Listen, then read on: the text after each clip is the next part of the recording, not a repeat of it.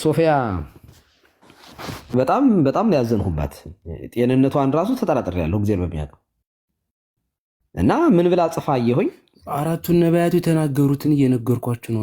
አራት ነቢያቶች ተናግረዋል ስለ ኢየሱስ። አሁን ስለ እመቤታችን ቅድስት ድንግል ማርያም ንገሩኝ። አሁን ንገሩን እናንተ የጻፋችሁትና ህዝቡን አማላጅ ናት ብላችሁ ያሳመናችሁበትን መንገድ አማላጅነቷ የሚገልጽ ነገር ንገሩን፣ እንስማችሁ። ስዕል ይፈቀዳል በእናንተ ቤተክርስቲያን? አይልማ መጽሐፍ ቅዱስ ላይ አይልም። ስዕል አምልኩ ወይ ለስዕል ስገዱ አይልም። ስዕል አያስፈልግም አይደል? ስዕል አያስፈልግም። ፕሮፋይል ላይ ያደረገው ስዕል የማን ነው? አዲስ ኪዳኑ የኢየሱስ ክርስቶስ የተሰቀለበት አይደለ መስቀሉ። እና ስዕሉን አይታይም ስዕሉ። እሱ ደግሞ ከብሉይ ኪዳን የነበረው ከታች ያለው የታቦተ ጽዮን። ኢየሱስ ክርስቶስ በብሉይ ኪዳን ተሰቅሎ ነበር? በብሉይ ኪዳን አልተሰቀለም፣ በአዲስ ኪዳን ነው። እሱ ከተሰቀለ በኋላ አይደለ አዲስ ኪዳን ይመጣልና አዲስ ስዕሉን ለምን ተጠቀምከው ነው ጥያቄ። በብሉይ ኪዳንም በአዲስ ኪዳንም አራቱ ነቢያት በብሉይ ኪዳን የተናገሩት ስለ ኢየሱስ ክርስቶስ መምጣት ነው። በአዲስ ኪዳንም የተነገረው ስለ ኢየሱስ ክርስቶስ እንድንሰብክ በሱ ዘንድ ወደ አብ እንድንቀርብ ነው። ይሄ ሁሉ ወንጌል የተነገረው። ስለዚህ ከመጽሐፍ ቅዱስ ላይ ስለ ኢየሱስ ክርስቶስ ከተናገረ የእመቤታችን ቅድስት ድንግል ማርያም አማላጅ ናት ብላችሁ የምትናገሩት ከየት የመጣ ነው? ጥያቄውን ፈርተውታል። በቃ ኦርቶዶክሳዊ የሚፈራው ጥያቄ ነው የሚጠይቅ። ሲጀመር እውነትም አደፍሩትምም ቀለሚ ራሱን አሳክሎ ወልዷል ማለት ነው። ደግሞ ፍርሃት ደግሞ የሚባል ነገር ደግሞ እናንተ ቤት እና ታዲያ እንዳልጠይቅ እየገረግ ግድ የለም ቶሎ ጠይቀኝ። ስልክ ሳይግልብህ ስልኩም ሳይግል ቤቱም ሳይጠብህ ዝም ብለህ ቶሎ መልስልኝና ከዛ ጥያቄህን ጠይቅ። ሶፊያ እንደዚህ ብላ በጣም በጣም ያዘንሁባት ጤንነቷን ራሱ ተጠራጥሬያለሁ። እግዚአብሔር በሚያውቀው እና ምን ብላ ጽፋ አየሁኝ። እንዲያውም ቴክስት አደረኩላት። ይገርማችኋል። ቆይማ ላውጣው። ስክሪንሾት አድርጌ ነው። ፌስቡክ ላይ የሆነ ሰው ስክሪንሾት አድርጎ ለጥፎት ነው። ያንን ዳውንሎድ አድርጌ ላኩላት። እንዲህ ትላለች። ኦርቶዶክሳውያን ብዙ ጊዜ ለማርያም ያላችሁን ፍቅር ትገልጻላችሁ። እስኪ ዛሬ ደግሞ ስለኛ መከራን ተቀብሎ ተወግቶ በመስቀል ስለሞተው ጌታ ግለጹ። እንዲህ ብላችሁ ኮሜንት ላይ ጻፉ። አደራ ሳትጨምሩ ሳትቀንሱ ጻፉ። እስኪ በማርያም ኢየሱስ ጌታ ነው ኮቴሽን ማርክ ውስጥ ነው እያላችሁ ጻፉ። አንድም ጴንጤ እንዳይጽፍ በጌታ ፍቅር እጠይቃለሁ ኢየሱስ ጌታ ነው ብላ ፖስታለች። አሁን ይሄ የንቅል ጽሑፍ ነው። አሁን የነቀለ ሰው አይምሮውን የሳተ ሰው የሚናገረው ንግግር። ለማርያም ብዙን ጊዜ ፍቅራችሁን ትገልጻላችሁ። እስኪ ኢየሱስ ሳትጨምሩ ሳትቀንሱ። አሁን በእሷ ቤት እኛው ኦርቶዶክሳውያን ኢየሱስ የማንል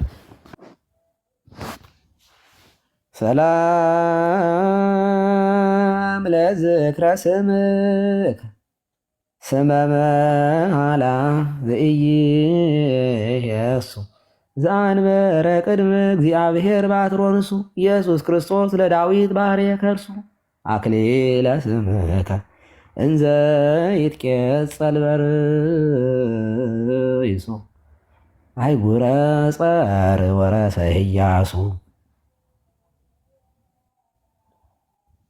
ለዝክረ ስምከ ብላ ለትንሣኤከ ብላ የምትደመድም ቤተክርስቲያን ያለች። ለዝክረ ስምከ ለስርተ ርስከ ለርስከ ለገጽከ ለቅራቢትከ ለአዕይንቲከ ለአይዛኒከ ለመላቲከ ለአዕናፊከ ለከናፍሪከ ለአስናኒከ ለልሳኒከ ለቃልከ ለእስትንፋስከ ለቡሬከ ለክሳድከ ብላ እያለች ዳ ለትንሣኤከ እንተ ተጠየቀ ቦቱ ብላ የምትደመድም በዝንቱ ቃለ ማኅሌት የምትል ይቅርታ የእምኩሌ በስላሴ ክታቡ ስብሐት ለከ አምላኬ በእንትን አምላከ ምድር ወሰማያት አምላከ ባህር ወቀላት አምላክ ሁሉ ፍጥረት አምላኮ አንተ ላበው ቀደምት አምላኮሙ ለነቢያት አምላኮሙ ለሐዋርያት አምላከ ጻድቃን ወሰማዕት መሐረነ ለነ አምላከነ እስመ ግብረ እዴከ ንሕነ ወኢትዝክር ኩሉ አበሳነ ብላ አበሳ ኃጢአታችንን አታዘክርብን ብላ ስሙን ኢየሱስ ክርስቶስ ስማ በነፍሴ አንተ በሎሙ ለመላእክት ተፈስሑ ልከ ረከብኩ ወለወልደ በከንቱ ዘሞተ እዚህ ሁሉ ውስጥ ኢየሱስ ክርስቶስ መሀል ላይ ያለው መክፈያው በሙሉ ኢየሱስ ክርስቶስ የሚል ነው። በየቀኑ የምንጸልየው ጸሎት ነው ይሄ። ልብ አድርጉ። ቢያንስ የኢየሱስ ክርስቶስን ስም በጸሎት ጊዜ በቅዳሴ ጊዜ ብንቆጥረው ቁጥር የለውም። ባህዱ ወልድከ በቅን ወልድከ በስቁል ወልድከ የምትል ቤተክርስቲያን ጸሎቷ እንኳ ማሳረጊያዋ እንኳ ባህዱ ወልድከ እያለች ነው የምታሳርገው። ለመሆኑ ጴንጤዎች ወደ ኢየሱስ ይጸልያሉ? ወደ መንፈስ ቅዱስ ይጸልያሉ? የእነሱ ኢየሱስ እኮ የማይጸለይለት በጣም አድገው ወደ እግዚአብሔር አብ ነው የሚጸልዩ። እና እንደዚህ ያለ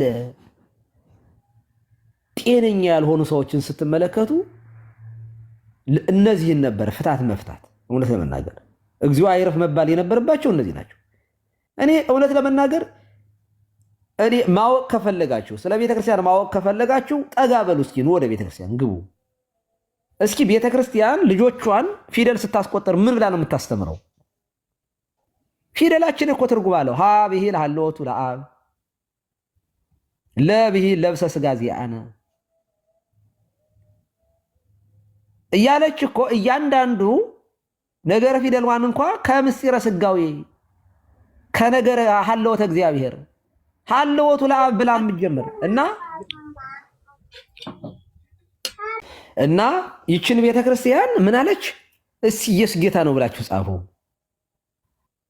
እኛ ከመጽሐፍ በላይ ጸሎታችን አይደለም ወይ? ኢየሱስ ክርስቶስ ከመ ይስራይ ለነ ኃጣውኢነ እያለ በየቀኑ አቡነ ዘበሰማያት አቡነ ዘበሰማያት አቡነ ዘበሰማያት አይደል የምንለው እኛ።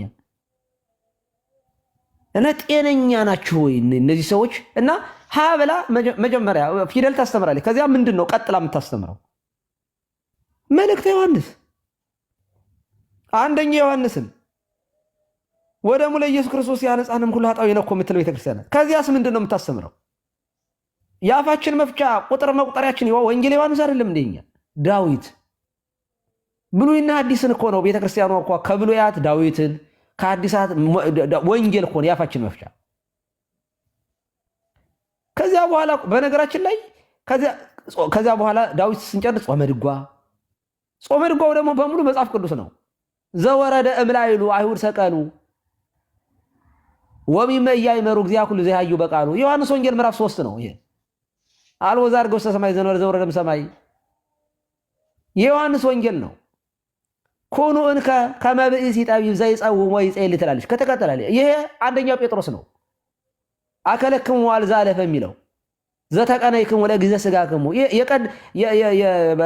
በመዳራት በዛ ያሳለፋችሁት ጊዜ ይበቃችኋል። ተቀነዩ ለእግዚአብሔር በፍርሃት ጾመ ድጓ ነው ይሄ። መዝሙረ ዳዊት ነው ይሄ። ተቀነዩ ለእግዚአብሔር በፍርሃት ወታሐሳዩ ሎቱ በረአድ ዳዊት ነው ይሄ። መጽሐፍ ቅዱስ ነው።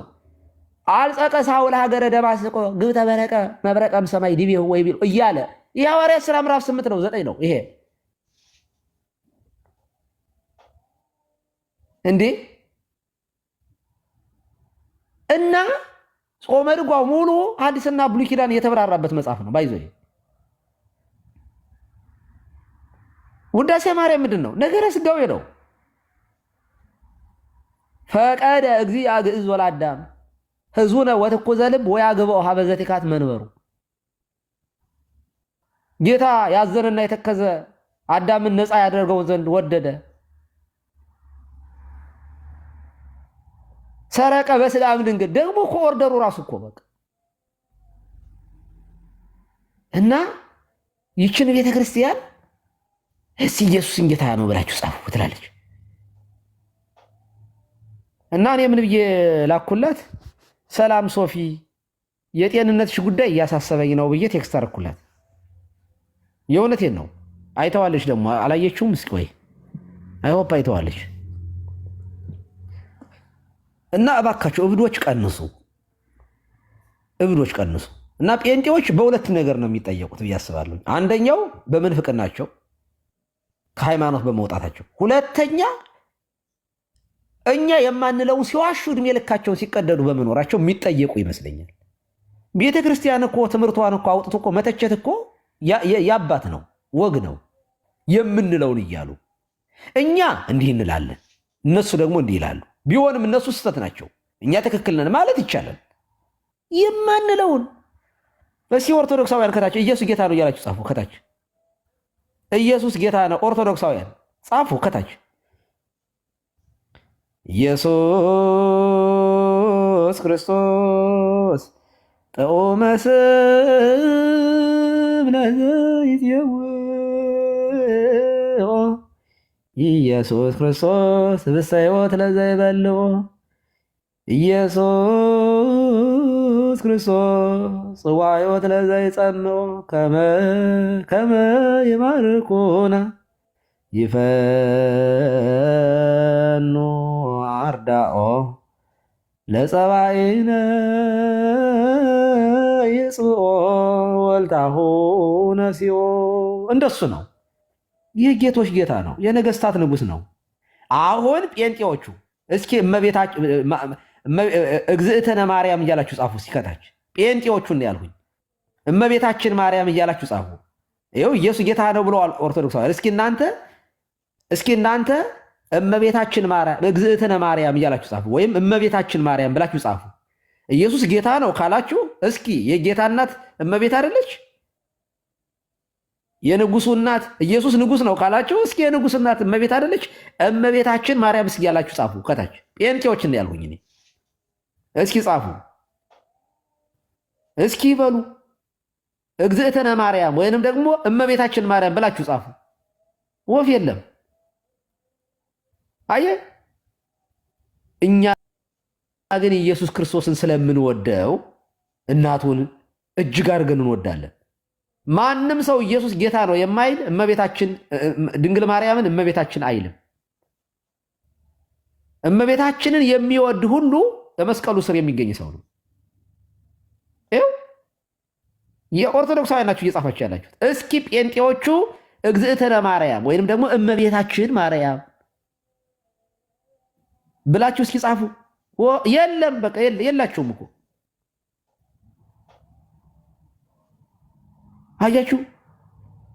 አያችሁ ለንጉሱ እናት ያላችሁ ክብር አታውቁትም ጌታን ጭራሽ። እኔ አንደኛው ከምጸልየው ጸሎት መድኃኔዓለም ካለመኖር ወደ መኖር በማምጣት አመሰግናለሁ። ሁለተኛ አገልጋይ ስላረከኝ፣ ሶስተኛ ጴንጤ ስላላረከኝ አመሰግናለሁ። እንዴ አይጣል እኮ ነው። እውነት ለመናገር ወላጆች ጴንጤ ቢሆኑ ኑሮ እኮ ከስሬ ልቀር እችል ነበር። ስለዚህ ለእኔ ክርስትና ጸጋ ጭምር ነው። በፍለጋ ያገኘሁት አይደለም፣ ጸጋ ነው ለእኔ ክርስትና። የፈጣሪ ስጦታ ነው፣ በረከቴ ነው ለእኔ። ከወላጆቼ ይህን የመሰለ ቅዱስ አምላክ የዘላለም አባቴ እንዳደርገው እውነት እግዚአብሔር አድሎኛል። እድለኛ ነኝ። እና ጻፉ። የለም ወፍ የለም። ይኸው ኦርቶዶክሳውያን በኮሜንት ሞሉት ኢየሱስ ጌታ ነው እያሉ ኢየሱስ ጌታ ነው ኢየሱስ ጌታ ነው እያሉ ሞሉት። እኔ እንደውም ኢየሱስ ጌታ ነው ስል እዚህ ትርጓሜ ወንጌል ስንማር ኢየሱስ የሚል ሲኖር እግዚእነ የሚል ጨምሩበት ይላሉ የኔታ። ጌታችን ጌታ እንኳ አይደለም እኮ እውነት ለመናገር እግዚእነ እንለዋለን እኛ እንደ ካልቪኒስቶች ለተወሰኑ ሰዎች ሞተ የምንል ሰዎች አይደለንም። እዚህ ጋር እግዚአብሔር አስቀድሞ የመረጣቸው ሰዎች አሉ። እነሱ ጠፍተውበት እነሱን ለማዳን ኢየሱስ ሞተላቸው የሚል ሊሚትድ አቶነመንትን የሚያስተምር የንቅል ትምህርት እኛ የለን። ቤዛ ኩሉ ዓለም ነው እና እኛ ኦርቶዶክሳውያን ክርስቶስን እጅግ ስለምንወደው ነው እመቤታችንን የምንወዳል። ባይዘው እመቤታችንን በመውደድ ከጴንጤ ሙስሊም ይሻላል። እውነቴን ነው። ሙስሊሞች አሳምረው ይበልጧቸዋል ጴንጤዎችን። እና እኛ ግን የተሰቀለው ክርስቶስን እንሰብካለን እና ቤዛችን እርሱ ነው ብፁዕ አምላክ። እኔ ባይዘው መድኃኔዓለም የሚለው ስም ሲጠራ ይነዝረኛል። ምክንያትም አለኝ በጣም ብዙ እና መድኃኔዓለም የሚለውን ስም እንዴ አልቦም ሰብ ዘከማ አበሳ ኃጢአት ገባሪ ዋልቦ ዘከማከ እግዚአብሔር መሐሪ መድኃኔ ዓለም ክርስቶስ ዓለማተ ኩሉ ፈጣሪ በደመ ገቦከ ኃጢአቴ አስተስሪ አመለ ኮንኖ ዓለመት መጽድሃሪ አቄር ወትረ ሰባታቲከ በህማም አቄር ወትረ ሰባታቲከ በህማም ጻዩ በበካይ ወጋር መድኃኔ ዓለም ክርስቶስ እግዚአ ሰማያት ወምድር አሰራሉ ሳይ በቀዳም ወደብን ዘሰለካነ ገብር ከሱ አጽማኒ በዝንከ ወተው ከፈኒ በይዴከ ነገረ ሰቆቃው ጽህፍ ለከ መድኃኔ ዓለም ክርስቶስ ባውደ ጲላጦስ ዘኮምከ የ በእንቲያነ ምንድን ነበረ ባውዱ ዘ የሰቀ እንዛ ብላክ ታርግ ዘገበከ ነው በእንቲያነ የሚል ኦኬ መድኃኔ የበንደንዛ ብላ መራል ባውዱ ፕላስ ዘቆም የበንቲያነ እንዛ ብላክ ታርግ ዘገበከ የሚል አለ እና ይሄ የመርገፉ ማለት የመልከ መድኃኔ ዓለም በነገራችን ላይ ይሄ ሙሉን ጸሎት ብትጸልዩት ጥሩ ነው። በጣም የመጨረሻው መርገፉን ሙሉን ከቻላችሁ ሰላም ለዝክረ ስምከ ዘይራከቡ ተፍጻሜተ መላእክተ ሰማይ ወምድር ለለመዱ ስብሐተ መድኃኒዓለም ተወከንታ አቅረብኩ ንስቲተ ማሕሌተ ጸሎተ ዘሰታይ ከበእንቲአየ ከርቤ ዋሃ ሞተ በሞተ ዚአከ ከመ ትቅተል ሞተ። አያችሁ እና ይችን ቤተክርስቲያን ደግሞ ለዚች ቤተክርስቲያን ለእናጥምጥ ለማስተማር አትሞክሩ። እውነቴን ነው። እና መድኃኔ ዓለም ቤዛችን ነው፣ ሁለንተናችን ነው፣ ህይወታችን ነው። ያለ ክርስቶስ ኢየሱስ ክርስቶስን የማይወድ ሰው ኢየሱስ ክርስቶስን ጌታ ነው የማይል ሰው እመቤታችንን ሊወድ አይችልም። ኢየሱስ ክርስቶስን የሚወዱ ሁሉ እመቤታችንን ይወዳሉ። ዛሷይ ኦርቶዶክሳውያን ትክክለኛ ኢየሱስን ስለምንወደው እናቱን እንወዳለን። እጅግ አድርገን ወደ ህይወት ክርስቶስን የወለደችልን ካልወለድንማ የሔዋንን ቋጠሮ የፈታችውን ይኩነኒ በከመት ይበለን ያለችን የወደቀው መልአክ ያመጣብን በሔዋን ምክንያት ጣጣ አምጥቶብን በእመቤታችን ምክንያት ህይወት ክርስቶስን እኮ ያ ሰማያዊ መልአክ ገብርኤል ያልወደቀው መልአክ እኮ መጥቶ ሲነግራት እኮ ኦሆ ባህሊት እኮ ናት። እና እመቤታችንን የማይወድ ሰው ኢየሱስ ክርስቶስን ልጇን ሊወድ አይችልም በታምር። እና እስኪ ኢየሱስ ጌታ ነው ብለው ኦርቶዶክሳውያን ኮሜንቱን እንደሞሉት ደግሞ ጴንጤዎቹ ቀጥሉና እመቤታችን ማርያም ብላችሁ ጻፉ እስኪ። የለም አይ እኛም እኮ እንወዳታለን ይልና አይ ዘላለማዊት ድንግል አይደለችም ይላል። በትምህርት ይክዳታል። ይወስዳትና ከነ ኤልሳቤጥ ጋር ያወዳደር። አረ ኤልሳቤጥን ያክል ክብር አይሰጧት እነሱ። እና እንደዚያ ነው። ብፁዕ አምላክ አመሰግናለሁኝ። ብዙ ብቻዬን አወራሁኝ። ጨምሩ። እድሜ ይስጥልን ቀሲስ፣ እድሜ ይስጥልን፣ ቃለ ሕይወት ያሰማልን። እውነት ደስ ብሎኛል። እውነት ከልቤ ነው ደስ ያለኝ። ይስሐቅ ይቅደም መሰል የምለው ነገር አለ። ይስሐቅ ይቅደም መሰል። እሺ፣ ከየት ነው? ከየት ቤተ እምነት ነው ይስሐቅ? ይፍቱን ይባርኩን ቀሲስ አባታችን። እግዚአብሔር ይፍታ፣ እግዚአብሔር ይባርክ። እንዴት ነህ? ጥያቄ? እግዚአብሔር ይመስገን። እንዴት ጥያቄ እንኳን ለብፁዕ አምላክ ነበረ፣ ምናልባት ከተቀበለኝ። አይ ምን ብፁዕ አምላክ እኮ ብፁዕ አምላክ ነው። ስለዚህ ሌሎች ጥያቄዎች ሌሎች ጥያቄ እኔ ስለሆነ የምጠየቀው ጥያቄ ነው። ብፁዕ አምላክ በቤቱ ይጠየቅ። እሺ አባታችን፣ እሺ አባታችን ተቀብያለሁ። እሺ ጴንጤዎች መግባት ትችላላችሁ። ባይዘ ጴንጤዎች ኑና ጠይቁ፣ ተጠየቁም ጭምር ኑ። ፈቀደልኛል ቀሲስ አባታችን። ይቀጥሉ። ቃለ ሕይወት ይቀጥሉ። እሺ ቃለ ሕይወት ያሰማልን። ክብር እግዚአብሔር ያክብርልን። በጣም ደስ የሚል ትምህርት ነው ያስተማሩንና በእውነት እጅግ በጣም ደስ ይላል። ከስርም ያለን ወንድሞችና እህቶች አሁን እስካሁን ድረስ የሚነገሩትን ወይ ደግሞ የተማርናቸውን ትምህርቶች ልብ ብለን ብናዳምጠው ከዚህ የበለጠ ምንም የሚያስፈልግ ነገር አለ ብዬ እንኳን አላምንም። ነገር ግን እሳቸው ምንም እንኳን ቢያስተምሩን ሃይማኖት ነውና ሃይማኖትን ለመመስከር ያህል ጥቂት አንድ ሁለት ሀሳቦችን እንደው ብናገር በጣም ደስ ይለኛል። ምክንያቱም የተነሳው ሀሳብ ኮርኳሪም እንደመሆኑ መጠን ማለት ነው። ምናልባት ከተፈቀደልኝ እንደው ምናልባት ቀሲስዬ አሁን ለእህታችን ሶፊያም የጻፈችውንም ነገር ነግረውናል። እውነት ለመናገር እኔ እንኳን አላየሁትም ነበር፣ ግን አሁን እርሶ ሲነግሩን በህሊና የተመላለሰብኝ ነገር ስላለም ነው። ቅድም ግን ብፁዕ አምላክ ወንድማችን በጥያቄ መልኩ አንድን ነገር ጥያቄ አንስቶ ነበረና ከስርም ኮሜንት እየጻፉ ነበረ። ለዛ ጥያቄ ምላሽ ከመስጠታችን በፊት እኛ ኦርቶዶክሳውያን ለመሆኑ ይህን ጥያቄ የሚያነሱትን የሌላ ቤተ እምነት ሰዎች ጥያቄ ብንጠይቃቸው በጣም ደስ ይለናል። ምክንያቱም ከጌታ ከኢየሱስ ክርስቶስ የማዳን ስራ ውጪ በፍጡራን ዘንድ ወይ ደግሞ በመላእክትም ሆነ በጻድቃን በቅዱሳን መዳን ይቻላል ብሎ የተናገረ ወይም ያስተማረ ኦርቶዶክሳዊ አባት ሊቅ ወይ ደግሞ ተጠቃሽ የሆነ ማስረጃ አለ ወይ? ኦርቶዶክሳውያን እንደዚህ ብለው ያምናሉ ወይ? ወይስ የራሳችሁን ግምት ነው ወይ እያነገራችሁን ያላችሁት ብሎ ሊጠየቁ ይገባል። ምክንያቱም ይሄ በምድር ላይ የሌለ በሐሳብ ዓለም ብቻ በራሳቸው የፈጠሩት የምናብ ሐሳብ እንጂ መሬት ላይ የወረደ እንዲህ የሚል አስተምህሮ በእኛ ዘንድ የለም። ነገረ ድህነትና ነገረ ቅዱሳን ራሱን ችሎ የሚሰጥ ትምህርት እንደሆነ ቅድም አባታችንም አንስተውታል ብዬ ስለማመን ነው ማለት ነው። ስለዚህ በመጀመሪያ እንዲህ ብሎ የሚያምን ኦርቶዶክሳዊ አለ ወይ ብሎ ሲያስተማረ አባት አስተማሪ ሊቅ አለ ወይ የሚለው ነገር ሊጠየቅ ይገባል። በሁለተኝነት እህታችን ሶፊያ ያቀረበችው በእርግጥ እሷ ብቻ አይደለችም፣ ሆል ፕሮቴስታንቶች ማለት ይቻላል እነርሱ ራሳቸውን የኢየሱስ ክርስቶስ ጠበቃ እኛ ደግሞ የማርያም ጠበቃ አድርገው ሁለቱን ኢየሱስ ቨርሰስ ማርያም አድርገው የመሳልና የማሰብ ነገር አለ። እውነት ነው ወይ? ይሄ ራሱ መፈተሽ መቻል አለበት። እነርሱ ለወንጌል ጥብቅና የቆሙ እኛ ደግሞ ለአዋልድ፣ ለገድላት፣ ለድርሳናት፣ ለተአምራት መጽሐፍ ጥብቅና የቆምን፣ እነሱ ለኢየሱስ ጥብቅና የቆሙ እኛ ደግሞ ኢየሱስን ትተን ወንጌልን ትተን ማርያምን ያጠበቅን አድርገው የመሳል ከዛ ይሄ ምንድነው ይሄ ስትሮማን ፋላሲ የሚባል ነገር አለ አይደለ? ልክ በፍልስፍናው ትምህርት መሰረት የሐሰት ግንብ ይገነቡና ያንን እነሱ የሰሩትን የሐሰት ግንብ ራሳቸው ሰርተው ራሳቸው ያፈርሱትና እውነት እንዳደረጉ ወይ ደግሞ እንዳሸነፉ እንደረቱ የማስመሰል ነገር አለ። ይሄ ደግሞ አይኔን ግንባር ያድርገው የሚል አይነት አካሄድ ነው። ስለዚህ ስህተት ነው።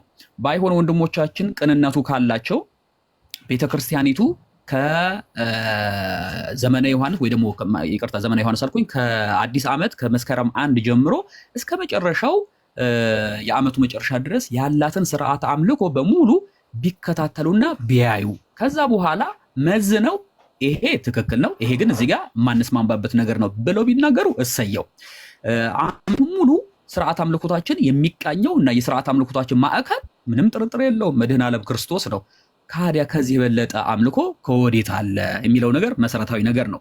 እሺ ዓመቱን ሙሉ ምንም እንኳን የሚመለከው ክርስቶስ ቢሆንም በአንድ እገሌ ትላላችሁ፣ በሁለት እገሌ ትላላችሁ፣ እስከ 30 እገሌ ትላላችሁ፣ የት አለ የኢየሱስ ቦታ እያሉ አንዳንድ ሰዎች ባለማወቅ ይጠይቃሉ። እኔ ደግሞ እነዚህን ሰዎች አንድ ጥያቄ መጠየቅ ፈልጋለሁ። ለመሆኑ በኢትዮጵያ ኦርቶዶክስ ተዋሕዶ ቤተክርስቲያን የበዓላት ቀኖና መሰረት ወር በገባ በ6 የሚከብረው ማን ነው? ምንም እንኳን ደባል በዓላት ሌሎች ቢኖሩም ግን በዋናነት የሚከብረው ማን ነው ብዬ ለጠይቅ ፈልጋለሁ። እውነት እውቀቱ ካላቸው ቢመልሱልኝ። ወር በገባ በ27 የሚዘከረው የሚከብረው የሚነግሰው ማን ነው? ወር በገባ በ29 የሚከብረው የሚነግሰው ማን ነው የሚታሰበው? ምንም ጥርጥር የለውም በበዓላት ቀኖናችን መሰረት ክርስቶስ ኢየሱስ ነው። ይህንን ባለማወቃቸው ምክንያት እንደሆነ የእውቀታቸውን ክፍተት ቢሞሉት ብዬ አምናለሁ። አጽዋማቶቻችን ብንመለከት አብዛኛው አሁን ያለንበት የገና ጾም ወይም ደግሞ የነቢያት ጾም የምንለው ስለምንድን ነው? እሱ ነቢያት ስለ ጾሙት ነው አይደለ? ምን ብለው ነው እሱ ነቢያት የጾሙት? ጌታችን መድኃኒታችን ኢየሱስ ክርስቶስ ተወልዶ እንዲያድናቸው ከመናፈቃቸው የተነሳ ከመራባቸው የተነሳ ጽድቅን ከመራባቸው የተነሳ የጾሙት ጾም ነው። እኛም ደግሞ ምንም እንኳን ጌታችን አንድ ጊዜ የተወለደ ቢሆንም ዕለት በዕለት በምንኖረው መንፈሳዊ ሕይወታችን ውስጥ በልቦናችንና በመንፈሳችን ውስጥ እንዲወለድ መንፈሳዊና የጽድቅ ፍሬን እንድናፈራ ከእርሱ ጋር እንድንጣበቅ የምንጾመው መንፈሳዊ ግብራችን ነው። ታዲያ ከዚህ በለጠ ክርስቶስን መስበክ ከወዴት አለ? ኢየሱስ ጌታ ነው ብሎ በአንደበት መለፍለፍ ብቻ እርሱ አጋንንትም እኮ ያደርጉታል እኮ የእግዚአብሔር ልጅ የልዑል ልጅ ብለው እኮ ተናግረዋል። እንደዛ አሉ ማለት ግን በትክክል ኖሩት ማለት አይደለም። ያንን የመሰከሩትን ነገር ረቡዕ ምን ጾመው ለምንድን ነው? ጌታችን ስለ እኛ ሁሉ ለኃጢአታችን ለበደላችን ሲል ተላልፎ እንዲሰጥ የወሰኑበት ዕለት ነው እያልን እኮ ነው። ዓርብ ለምንድን ነው ምን ጾመው? ስጋውን የቆረሰበት ደሙን ያፈሰሰበት ስለ ሁላችን ቤዛ ሆኖ በመልዕልተ መስቀል ላይ የተሰቀለበት ነው ብለን እኮ ነው ምን ጾመው። ታዲያ ከዚህ በለጠ ክርስቶስን መስበክ ወዴት አለ? አንዳንድ ጊዜ በጣም የሚያሳዝነኝ ነገር ቀሲስዬ፣ አንድ ነገር እዚህ ጋር አከል ባደርግ፣ እስኪ ለመሆኑ ፕሮቴስታንቶች አሪዮስ መጥቶ ኢየሱስ ጌታ ነው አሜን በሉ ቢላችሁ አሜን ትላላችሁ? ንስጥሮስ መጥቶ ኢየሱስ ጌታ ነው ቢላችሁ፣ መቅዶኒዎስ መጥቶ ኢየሱስ ጌታ ነው ቢላችሁ፣ ጆሆቫ ዊትነሶች እናንተ ጋር መጥተው ኢየሱስ ጌታ ነው ብለናልና አሜን በሉ ቢሏችሁ አሜን ትላላችሁ? በእናንተና በእነሱ ኢየሱስ መካከል ልዩነት መኖሩን ወይ ደግሞ አለ ብላችሁ ታምኑ የለም እንዴ? እናንተ የምትሰብኩት ኢየሱስ ኦርቶዶክሳዊ ተዋህዶ ቤተክርስቲያን ከአባቶቿ የተቀበለችው ኢየሱስ ክርስቶስ አለመሆኑን ስለምናም እናንተ ኢየሱስ ጌታ ነው ስትሉ የእናንተን ኢየሱስ ጌታ ነው አንለውም። እውነተኛው በቅዱሳት መጻሕፍት የተገለጠው አባቶቻችን የሰበኩልን ቤተክርስቲያን እስካሁን ድረስ ባቆየችልን ሃይማኖት ውስጥ ያገኘነው ኢየሱስ አምላክ ጌታ መሆኑን እናውቃለን፣ እናምናለን እንጂ እናንተ ኢየሱስ ጌታ ነው ስትሉ አሜን እንድንል አትጠብቁን። ለምን? ሐሰተኛው ክርስቶስ ስላለ። ጌታችን በማይታበል ቃሉ በቅዱስ ወንጌል ነግሮናል። በስሜ ይመጣሉ ብዙዎችንም ያሰታሉ ብሏል። ስለዚህ የትኛውን ኢየሱስ ጌታ ነው እንደምትሉ በምን እናውቃለን? ስለዚህ በጣም በጣም በጣም አደብ ብትይዙ አስፈላጊ ነው ብዬ አምናለሁ እንጂማ ቅድም እኮ አባታችን እኮ ነግረውናል እኮ እንኳንስ የከበረ ስሙን ልንጠራ ይቅርና ስሙን ከመጥራታችን በፊት ምን እንላለን? እኛ ኦርቶዶክሳውያን ለስም አጠራሩ ክብር ምስጋና ይግባውና እንላለን። በቃል መነገሩ በልብ መታሰቡ የከበረ የተመሰገነ ይሁንና እንላለን። ስሙን ከመጥራታችን አስቀድሞ ጌታችን አምላካችን መድኃኒታችን ኢየሱስ ክርስቶስ እንዴ ከዚህ አጠራር የበለጠ ኢየሱስ ጌታ ነው የሚለው ነው እንደሚሻለው እንዴ? ብዙ እኮ ጌቶች የተባሉ አሉ በምድር ላይ ከጻድቃንም ከሰዎችም ከመላእክትም ከምድር ነገስታትም ብዙ ጌቶች የተባሉ አሉ። እርሱ ግን የጌቶች ጌታ የአማልክት አምላክ መሆኑን የምንመሰክረው እንዲህ ባለው መንገድ ነውና እንደው አንዳንድ ጊዜ ያላዋቂ ሳሚ በሆነ መንገድ እና እንደው ቤተክርስቲያኒቱን ያሌለ ጥላሸት ለመቀባት የሚሄደው ርቀት ተገቢ አይደለም ለማለት ፈልጌ ነው እንጂ እንደው አዲስ ነገርም ለመጨመር አይደለም። አባታችን ጥሩ አድርገው አስተምረውናል። በድጋሚ ቃለ ሕይወት ያሰማልን፣ ክብር ይስጥልን፣ ክብር ያድልልን። አባታችን ካጠፋሁ ያርሙኝ። ቴንኪዩ።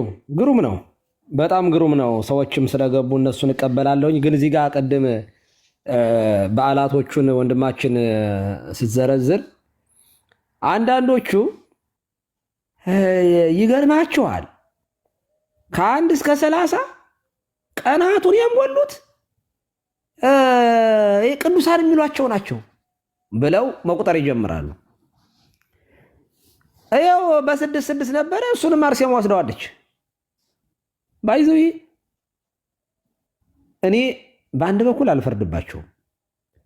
እንዲህ ብሎ የሚያስብም እኮ ኦርቶዶክሳዊ ይኖራል እኮ ቆጥሮ እስኪ መድኃኔዓለም ስንት ቀን ያለው እመቤታችን ስንት ቀን አላት እንደው ሚካኤል እንደው ሌሎቹ ብሎ የሚያስብ ሰው እኮ ይኖራል። ባይዘ አንድ ነገር ማወቅ ያለባቸው ኦርቶዶክሳውያን ከ1 እስከ 30 ባሉት ቀናት ውስጥ የሚመለከው አንድ አምላክ እሱ ብቻ ነው። በአንድ ልደታ ቀኑ በልደታ ስም ቢሰየምም በልደታ ግን ቀን የሚመለከው ግን ስቡሕ ወቅዱስ የሚባለው ግን አንዱ እግዚአብሔር ነው። በየትኛውም ቅዱስ መታሰቢያ ስሙ የሚጠራበት ዕለት ይሁን ማንኛውም ቅዱስ በዕለቱ ሊመለክ አይችልም። በነገራችን ላይ የግብፅ ቤተክርስቲያን ከኛ በተለየ እንደውም ግብጾቹ እንደውም በቅዱሳን ስም ነው የሚያደርጉት። አጠቃላይ አብያተ ክርስቲያናት ሲሰይሙ ለምንድን ነው? ሰማዕታትን ያበረታታሉ። ለቅድስና ሰዎቹ እንዲፋጠኑ፣ ለመልካም ስራ ክርስቲያኖቹ እንዲተጉ ለማስተማር ነው እንጂ ማን ነው የሚከብረው? ሲጀመር መንክር እግዚአብሔር በላይ ለቅዱሳን ይሁን። እግዚአብሔር በቅዱሳኑ ላይ ድንቅ ነው። ቅዳሴያችን ሥራየ ቄሱን የሚወክለው ኢየሱስ ክርስቶስ ነው። ሊቀ ካህናት ዘላይ ለኩሉ የሁሉ አለቃ የሆነው ኢየሱስ ክርስቶስ ነው። ኑዛዜያችን ኢየሱስ ክርስቶስ ሊቅ ሊቀ ካህናት ሠራየ ኃጢአት ወደ ምሳ ሲያበሳ ወተወካፌ ንስሐ ነው የምንለው።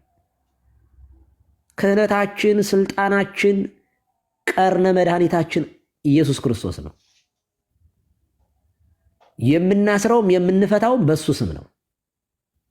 ኃይላችን እርሱ ነው። ሞገሳችን እርሱ ነው። ብርሃን ዘሰደዶ ለጽልመት አለ ቅዱስ ዮሐንስ በቅዳሴው ላይ ወማይቶ ዛብሮ ለኩሉ ዓለም ጨለማን ያሳደደው ብርሃን ዓለሙን ያበራው ፋና ውእቱ ኢየሱስ ክርስቶስ ኢየሱስ ክርስቶስ ነው። መሰረት ዘያንቀለቅል ወንድቅ ዘይትነሰት ውእቱ ኢየሱስ ክርስቶስ አሩስ ሰናይ ወጾር ቀሊል ውእቱ ኢየሱስ ክርስቶስ። ስለዚህ በየትኛውም ቤተ ክርስቲያን የክርስቶስ ስጋና ደም ብቻ ይፈተታል። በየትኛውም ቦታ በየትኛውም ቤተ ክርስቲያን አምልኮ ለእርሱ ብቻ። ቅዱሳን የክርስቶስ አካል ናቸው።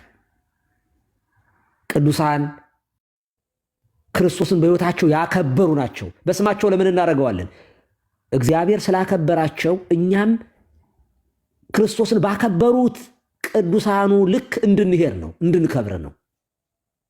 ሰማዕትነትን ለማበረታታት፣ ቅድስናን ለማበረታታት ደግሞ እነሱ ያገኙት ክብር እኛም በረከት ለመሳተፍ ጳውሎስን ለመምሰል፣ ጴጥሮስን ለመምሰል፣ ቅዱሳኑን ለመምሰል ነው ይህንን የምናደርገው እንጂ የማርያም ስጋ የጊዮርጊስ ስጋ በቤተ ክርስቲያን አይፈተትም። የለም የሩቅ ቢሲ ስጋ ደም አድኖ የማያውቅም ሊያድነንም አይችልም። እና አለመረዳት ነው እንጂ የእመቤታችን ቀን እመቤታችን የምትመለክ የገብርኤል ቀን ገብርኤል የሚመለክ እንደዚያ የሚያስብ ሰው ካለ አሁንም ከጴንጤ ያልተሻለ ንቅል ነው ማለት ነው። እንደዚያ የሚባል ነገር የለም። ስግደት፣ አስተብርኮ፣ አምልኮ ለእርሱ ነው። ቅዱሳንን እናከብራለን። እኛ አይደለንም ያከበርናቸው። በነገራችን ላይ እኛ ካከበርናቸው በላይ እሱ ያከብሯቸዋል። ያከበራቸው እርሱ፣ አክሊላቸው እርሱ፣ ጽድቃቸው እርሱ፣ የስራቸውን የድካማቸውን አክሊል ያቀዳጃቸው እርሱ፣ የሾማቸው እርሱ፣ የጠራቸው እርሱ፣ የመረጣቸው እርሱ፣ ያጸደቃቸው እርሱ። ለዚያ ነገር ታዘው በመገኘታቸው ነው። ዝም ብሎ አይደለም። የሆነ ሰዎችን ምርጥ አድርጎ እንደ ጆን ካልቪን አንተ ለገነት ተመርጣል፣ አንተ ግን ስላልተመረጥክ መልካም ብትሰራም አትድንም አይልም። ነፃ ፈቃዳቸውን ለእግዚአብሔር አሳልፈው በመስጠቱ ግን ዩኒክ ናቸው፣ የተለዩ ናቸው። ለእግዚአብሔር ስለተዩ ነው። በነገራችን ላይ ቅዱሳን ማለት ለክርስቶስ የተለዩ ማለት ነው። እና እኛ እንደዚያ ነው ክርስቶስን የምናመልከው። አዎ ኢየሱስ የጌቶች ጌታ የነገስታት ንጉስ አልፋና ኦሜጋ ነው፣ ያለና የነበረ የሚኖር ነው። እሺ አይ ቲንክ እስኪ አንድ ሰው ኢየሱስ ብቸኛ ዳኝ ነው? አዎ ነው። እሺ ኢየሱስ ብቸኛ ዳኝ ነው። ሰላም ለእርሶ ይሁን። ደህና ነህ? ኢየሱስ ጌታ ነው? እመቤታችንስ? እናቱ ናት። ደስ ይላል። ለአንተስ ምን ናት?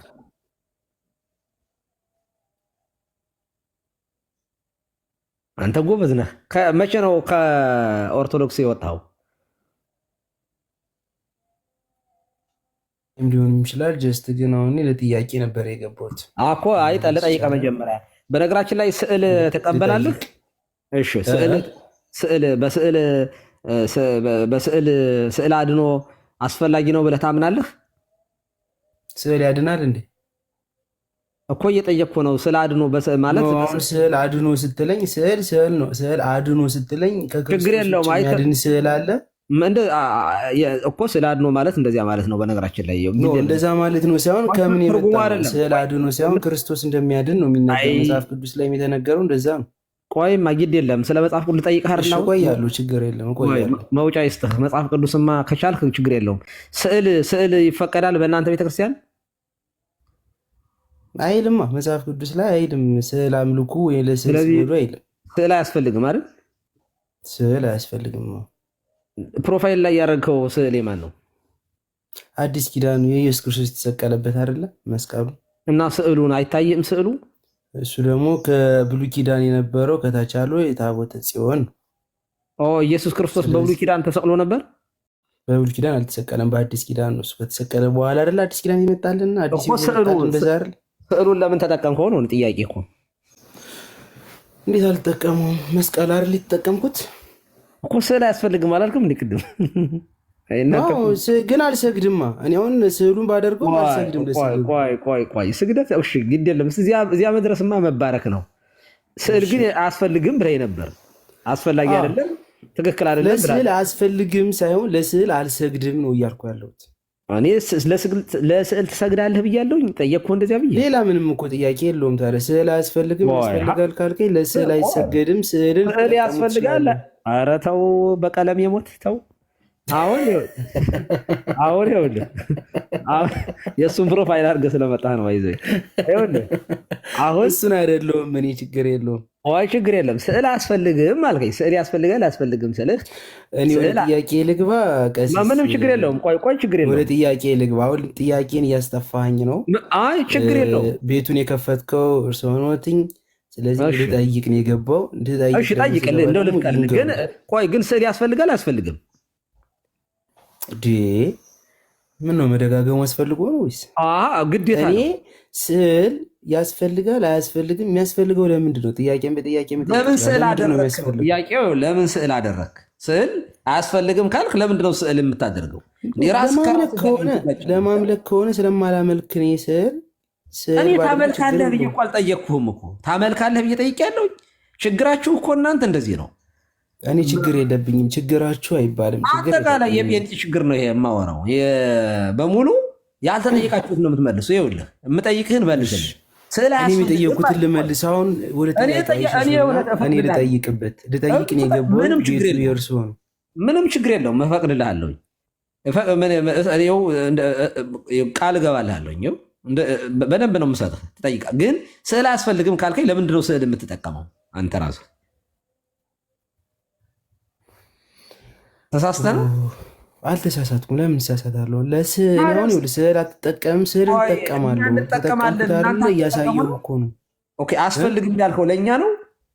ስዕል አያስፈልግም ያልከው ለስግደት አያስፈልግም። ለመስገድ ይሰገዳል አያሰገድም እኮ አልጠየቅኩኝም ወንድም አለ። አማርኛ እያወራሁኝ ለስዕል ይሰገዳል ብዬ ጠይቄያለሁ እንዴ እያልከኝ እኮ ነው። አሁን እኮ ሆነት ለምን ተጠቀምከው እያልከኝ መብት አይደለም መጠቀም አላልኩኝም እኮ። ስዕል አያስፈልግም ያስፈልጋል ነው ያልኩህ። ጥያቄ አያስፈልግም ብለኛል። አያስፈልግም ካልክ ለምን ስዕል ተጠቀምክ ነው እኔ ጥያቄ እኮ የጠየቅኩህ። ከመጀመሪያው ይመስለኛል ስህተት ያለው ከጥያቄያችን ከእርስዎም ከኔ።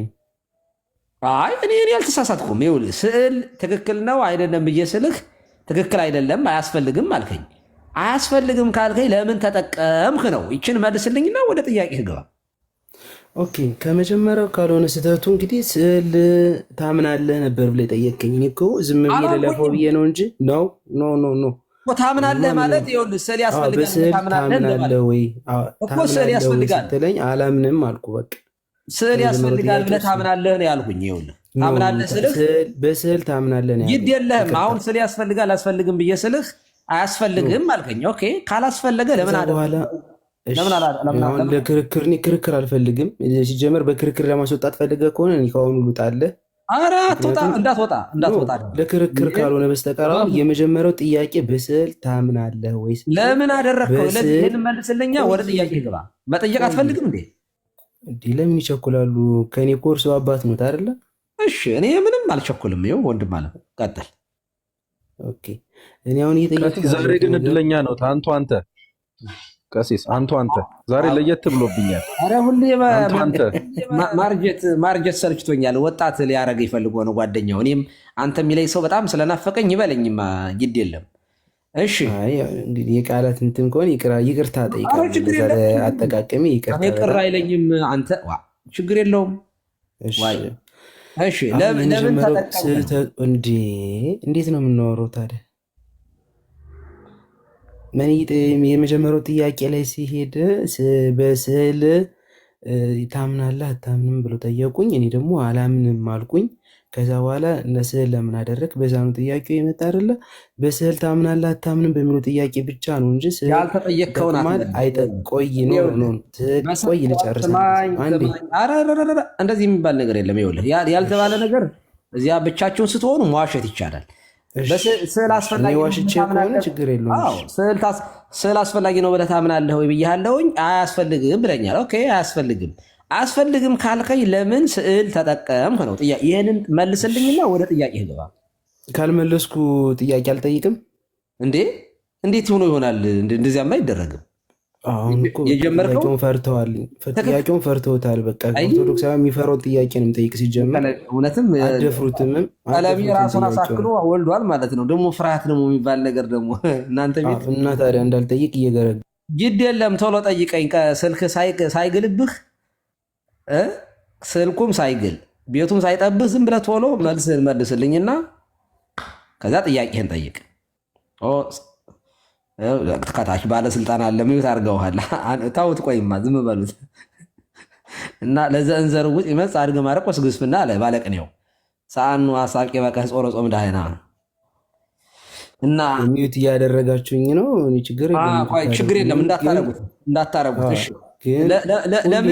ለምን አደረግከው የሚለውን ባጭሩ ይኸውልህ። ጥያቄ መጠየቅ የምትፈልግ ከሆነ ለምን አያስፈልግም ካልክ ለምን ስዕል ተጠቀምክ የሚለውን መልስልኝና ወደ ጥያቄ ነው። አያስፈልግም፣ አሁንም አያስፈልግም፣ ነገም አያስፈልግም፣ ለወደፊትም አያስፈልግም። ምክንያቱም ለስዕል ስለማንሰግድ ለፒክቸር ከሆነ እንጠቀመዋለን። ከሰዎች ግን ለስግደት አያገለግልም። ለፒክቸር ከሆነ ምን ማለት ነው? ለፒክቸር ከሆነ እንጠቀመዋለን። ለፒክቸር እንደ ፎቶ እንደ ዝም ብለህ ፎቶ ልታደርገው ምናምን ትችላለህ እንጂ ፒክቸር ምንድን ነው? ፒክቸር ለፒክቸር ከሆነ እንጠቀመዋለን። ምስል ነው፣ ምስል አላር ፎቶ ዝም ብሎ ሚሳል በሰው እጅ የሚሳል ምስል ነው። ሌላ የተለየ ነገር የለውም። እንዴ ጥያቄ ያልገባህም እንዴ? ስዕል አያስፈልግም አልከኝ። ኦኬ ካላስፈለገ በጣም ግልጽ አማርኛ እኮ ነው የማወራው። በእውነቱ እኔ ሌላ ቋንቋ አልችልም ታውቃለህ። ስለዚህ የአፌ መፍቻም አማርኛ ስለሆነ ነው። በነገራችን ላይ እኔም አማርኛ ነው የምችል። በቃ አሁን ለምን ስዕል አያስፈልግም ካልክ ለምንድን ነው ስዕል የተጠቀምከው? የመድኃኒዓለምን ስዕለ ስቅለቱን ለምን አደረግከው ነው። ይህንን መመለስ እንዴት ይከብዳል ወዳጅ? ለፒክቸር ለፎቶ ክርስቲያን ብዬ እንደ ክርስቲያን ለፒክቸር ለፎቶ ተጠቀምኩት። ለፒክቸር ለፎቶ ተጠቀምኩት። ለፎቶ ማለት ግን አልሰግድም። ለፎቶ ተጠቀምኩት ማለት አማርኛው አልገባኝም። አብራሩልኝ የገባችሁ ሰዎች። ጥያቄ እንደዚህ ከፈሩልኝ እግዚአብሔር ስጦት። እንደዚህ ጥያቄ መመለስ በጣም ነው የሚፈሩ። አሁንም እኔ ህዝቡም እንዲያውቀው ኦርቶዶክሳውያንም ጠቅላላ እንዲያውቀው የሚያስፈልግ ጥያቄ እዚህ ጋር ጠይቃለሁኝ። የጠይቆታለሁ። ይቅርታውን ለቃላት አጠቃቀሜ። ይህም መልስ ግን በደንብ አድርገው አብራርተው እኛም መስማት እንፈልጋለን። ሆን አረዳድ ማለት ነው። እሺ ሁሉም ሰው ይስማ። መጽሐፍ ቅዱስ ተሰምቶ የማይታወቅ ጥያቄ የሚሆነው እርግጠኛ ነኝ። ተሰምቶ የማይታወቅ ሳይሆን ተሰምቶ ሊታወቅ ይችላል። አለባብሳችሁ ስለምታልፉት ነው። አሁን ግን ፊት ለፊት 286 ሰው አለ። ከእነሱ ፊት ነው የምጠይቀውት። በብሉይ ኪዳንም በአዲስ ኪዳንም አራቱ ነቢያት በብሉይ ኪዳን የተናገሩት ስለ ኢየሱስ ክርስቶስ መምጣት ነው። በአዲስ ኪዳንም የተነገረው ስለ ኢየሱስ ክርስቶስ እንድንሰብክ በሱ ዘንድ ወደ አብ እንድንቀርብ ነው። ይሄ ሁሉ ወንጌል የተነገረው። ስለዚህ ከመጽሐፍ ቅዱስ ላይ ስለ ኢየሱስ ክርስቶስ ከተናገረ የእመቤታችን ቅድስት ድንግል ማርያም አማላጅ ናት ብላችሁ የምትናገሩት ከየት የመጣ ነው? እሺ በጣም ጥሩ። አንደኛው ጥያቄ ነው። ሁለቱም አያይዘው ይመልሱልኝ። 297 ሰው አለ። ለህዝቡ የሚፈልገው ነገር ነው። ሁለተኛ ጥያቄ አለኝ። ሁለት ጥያቄ ነው ያለኝ እኮ ትጠይቃለህ። ቆይ ይሄን ልመልስልህ። አንደኛ ጥያቄ ይመልሱልኝ። ደግሜ የሚሉት አላነሳም። አያይዘው ይመልሱልኝ። አንደኛው ጥያቄ ይሄ ነው። ሚውት ላደርግ ነው ካልሆነ ጥያቄህን ልመልስና ቀጥለህ ትጠይቃለህ አልኩህ። እንዴ አድምጥ እንጂ። ኧረ በስመ አብ መንፈሱን ጭምር ነው የለቀቀብህ ሰውየው። እሺ አንደኛ ጥያቄው ላይ ያልገባኝ ጥያቄ ስላለ አብራራለኝ። አራቱ ነቢያት የተናገሩት ስለ ኢየሱስ ክርስቶስ ነው ብለኛል። ነቢያት ስንት ናቸው? አራቱ ነቢያት እነማን ናቸው? አራቱ ነቢያት በብሉይ ኪዳን የነበሩትኝ አራቱ ነቢያት ማለት ነው። አራቱም ነቢዩ ኢሳያስ፣ ነቢዩ ኤርሚያስ፣ ነቢዩ ሕዝቅኤል፣ ነቢዩ ዳንኤል የተናገሩትኝ ከዚህ በፊት በብሉይ ኪዳን የተናገሩት ነቢያቶች ናቸው። በደንብ አድርጎ ማንበብ ይቻላል ማንኛውም ሰው ገብቶ። አራቱ ወንጌላዊ ደግሞ ክርስቶስ ከምድር ላይ ከመጣ በኋላ ቅዱስ ማርቆስ ቆይ በቀለም የሞት ቆይ ጠብቀኝማ። አሁን አራቱ ነቢያት በብሉይ ኪዳን የነበሩ አራቱ ነቢያት ብለኛል እና በብሉይ ኪዳን የነበሩት አራቱ ብቻ ነቢያት ናቸው ማለት ነው? አራት ናቸው ነቢያት? ቁጥራቸው በዛብኝ።